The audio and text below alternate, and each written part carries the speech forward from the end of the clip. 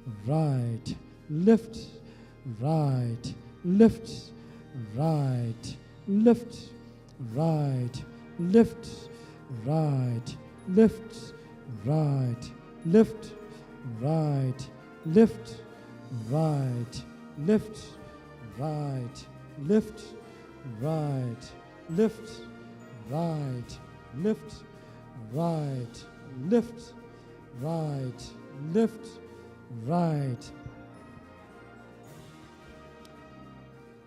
Okay, church, those who are interested in us singing quickly, by 5:30, I'm told that we must be here. It's 5 to 4 now. Can we just use this 10, 15 minutes? 15 minutes is the longest. 15 minutes is the longest. Just 10 minutes, we should just sing one song, and then we'll talk other things. Thanks, how